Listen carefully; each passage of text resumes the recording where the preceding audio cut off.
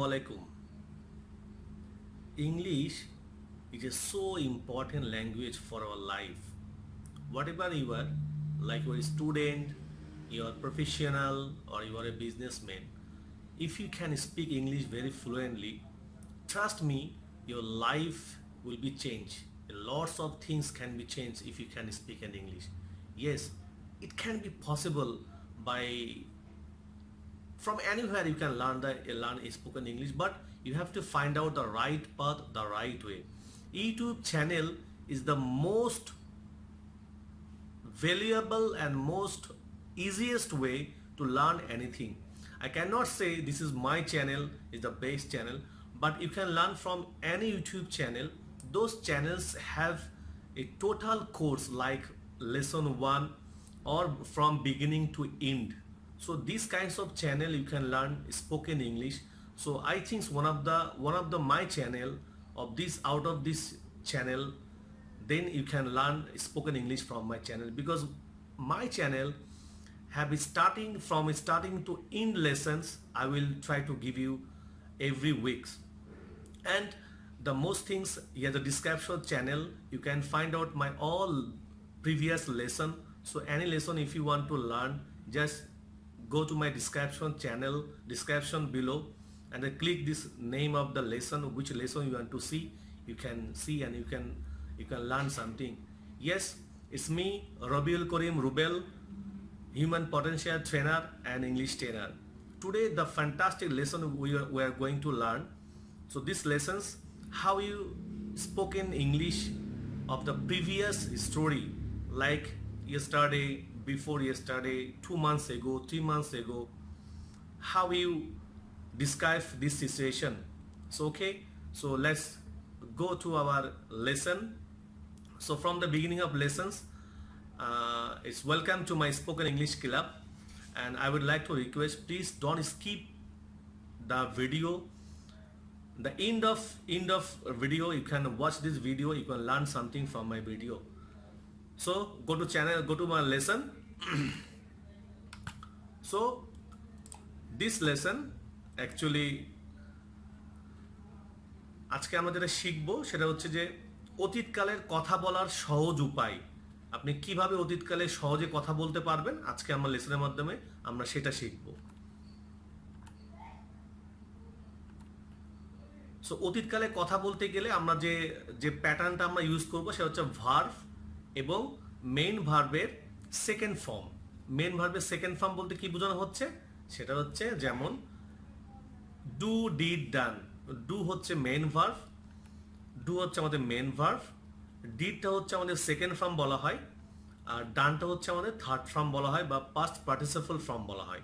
So আমরা এই ক্ষেত্রে যখন আমরা অতীতকালে কথা বলবো, একটু খেয়াল রাখবেন দর্শক, সেই ক্ষেত্রে আমরা সেকেন্ড ফর্মটা আমরা ইউজ করবো, ভার্বের আমরা সেকেন্ড ফর্মটা ইউজ করব, যেমন গো, ওয়েন, গন, এক্সেট্রা এক্সেট্রা। এখানে খুব ইম্পর্টেন্ট থিংস সেটা হচ্ছে যে আমরা কথা বলার সময়, অতীতকালে কথা বলার সময় দুইটা জিনিস আমরা খুবই ফোকাস করব। সেটা হচ্ছে অনেক আপনি ইউটিউব চ্যানেলে অথবা অনেক আপনি ইংলিশ শেখার বুকস থেকেও আপনি জানতে পারবেন যে বাক্যের শেষে তেসি, তেসো, তেসিলাম ইত্যাদি ইত্যাদি এইগুলো থেকে শেখায়। অ্যাকচুয়ালি প্রপার ওয়েতে ইংলিশ শেখানোর জন্য কিন্তু এইগুলো অনেক ক্ষেত্রে ম্যান্ডেটরি না। ম্যান্ডেটরি হচ্ছে আপনাকে ফোকাস করতে হবে কোন সিচুয়েশন আপনি ব্যাখ্যা করছেন, কি কোন সিচুয়েশনটাকে আপনি ব্যাখ্যা করে কথাটা বলার চেষ্টা করতেছেন, সেই সিচুয়েশনটাকে আপনি কোন ফর্মে করবেন। যেমন আমরা আগে শিখেছিলাম হ্যাভ এবং হ্যাজের ব্যবহার। যদি আপনারা আমার সেই লেসনটা দেখে থাকেন, হ্যাভ এবং হ্যাজ এটাও কিন্তু অতীতকালের কথাটাই কিন্তু বোঝানো হয়। একটু খেয়াল করে দেখবেন, বর্তমান কালে দাঁড়িয়ে অতীতকালের কথা কিন্তু বোঝানো হয়। আবার আজকে আমরা শিখছি অতীতকালে কিভাবে কথা বলবো, তাহলে এই জায়গাতে আমাদের বিশাল একটা কনফিউজ তৈরি হয়। আমি চেষ্টা করব আপনার সেই কনফিউশনটা দূর করার জন্য। So this is the situation, like একটা প্রেজেন্ট, বর্তমানে একটা সিচুয়েশন আছে। দিস আ পাস্ট অর্থাৎ অতীতকাল।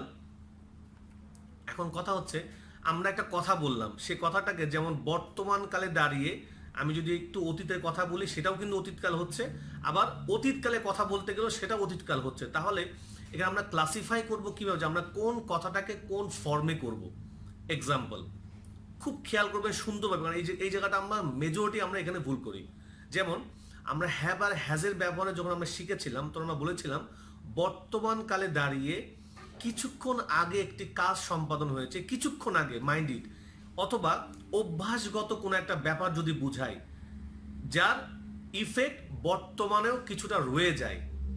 আমি আবারও বলছি, বর্তমানে দাঁড়িয়ে কোনো একটা কাজ কিছুক্ষণ আগে সম্পাদন হয়েছে বুঝায়, অথবা অভ্যাসগতভাবে সে কাজটা করে থাকতে পারে বাট সেটার ইফেক্ট বর্তমানে এসেও কিছুটা রয়ে যায়।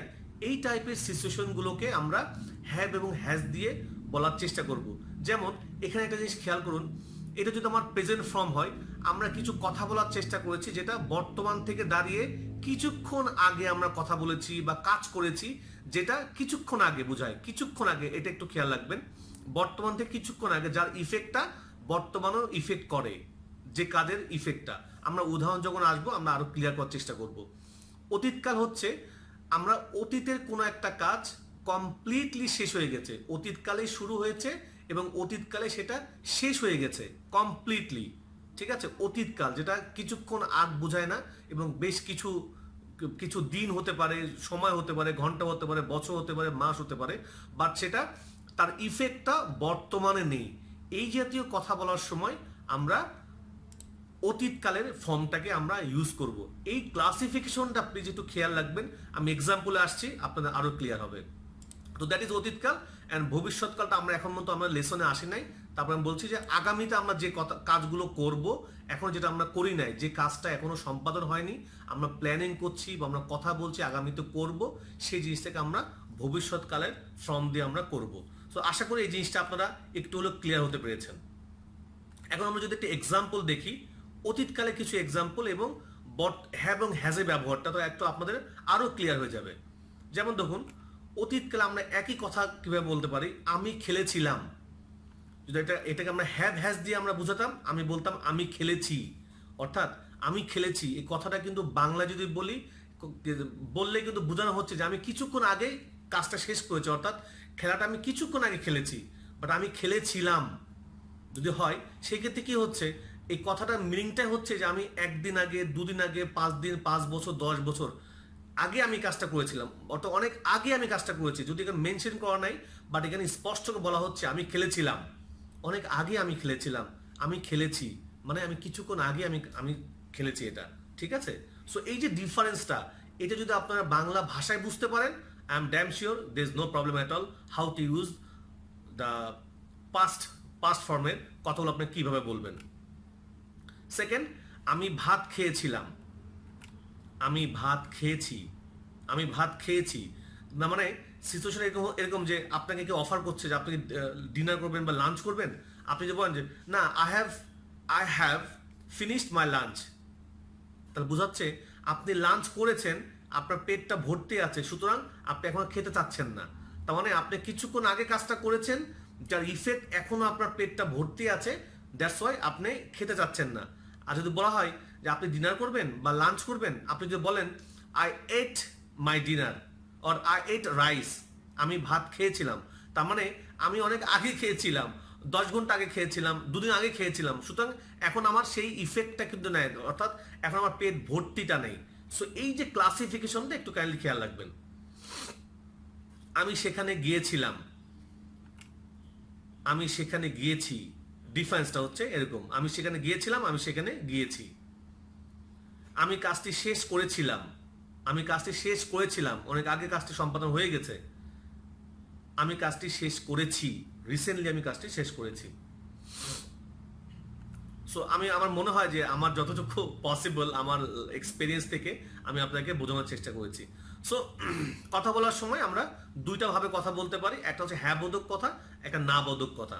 অতীতকালে আমরা দুইভাবে কথা বলতে পারি, একটা হা বোধক ভাবে, একটা না বোধক ভাবে। তো আমরা যদি হা বোধক ভাবে কথা বলি, সেক্ষেত্রে আমাদের ফর্মটা হবে সাবজেক্ট প্লাস মেন ভার্বের second form, subject plus main ভার্বের সেকেন্ড ফর্ম, এটা মাথায় রাখবেন প্লিজ। যেমন আমি ভাত খেয়েছিলাম, আই এট রাইস, ইট মানে কিন্তু খাওয়া, ইটের সেকেন্ড ফর্ম কিন্তু ইউজ হচ্ছে ate rice, I ate rice, আমি ভাত খেয়েছিলাম। আমি কাজটি শেষ করেছিলাম, আই ফিনিশ দিস ওয়ার্ক, অর্থাৎ ফিনিশের second form, I finished this work. This are the আপনার অ্যাফার্মেটিভ সেন্টেন্স বলা হয়, অথবা যদি বাংলায় বলেন এটা বলা হচ্ছে হ্যাবোধক বাক্য তৈরি করা। আমরা যদি নাবোধক বাক্য তৈরি করি একটু different, little bit different, but শুধু একটু মাথায় রাখলে হবে, খুবই ইজি। আমি চেষ্টা করি আপনাদের যতটা সহজভাবে আপনাদের সামনে প্রেজেন্ট করা যায়। নাবোধক কথা কিভাবে বলা যায়, সেম ফর্ম একটু ডিফারেন্ট। নাবোধকের ক্ষেত্রে ইউজ করতে হয় সাবজেক্টের পরে একটা ডিড নট বসে, একটু মাথায় রাখবেন, সাবজেক্টের পরে একটা did not, then main verb বসে, শুধু main verb, not name, main ভার্বের সেকেন্ড ফর্ম। এটা খেয়াল রাখবেন, যখন নেগেটিভ শব্দ আমরা বলবো সেই ক্ষেত্রে একটা ডিড নট চলে আসবে, আর মেন ভার্বে কিন্তু শুধু মেন ভার্বটাই বসবে, সেকেন্ড ফর্ম থার্ড ফর্ম কিছু বসে না এই ক্ষেত্রে, এটা একটু খেয়াল রাখবেন। ডিড নটটাকে আমরা শর্টলি আরেকভাবে বলতে পারি, সেটা didn't.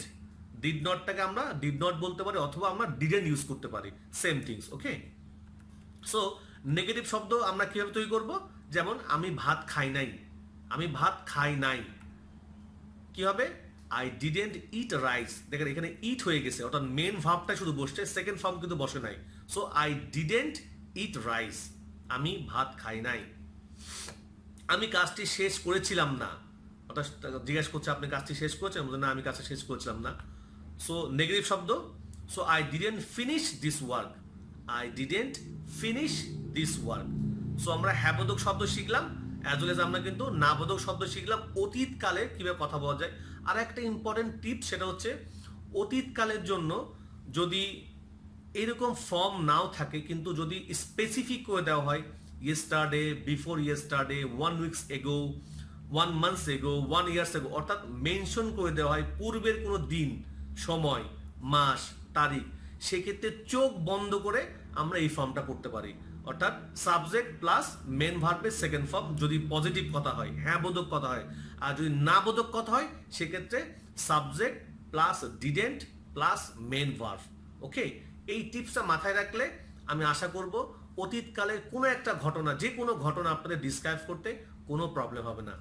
So again, thank you so much for watching my video, and if you like this video, please share this video among your friend, so when I upload my video into my channel, then you will get the latest video. And if you like this video, please share my video, so all the those people are want to learn spoken English, they can find out my channel and they can easily learn spoken English. Thank you so much. See you next lesson very soon. Till be safe, be good. Assalamu alaikum.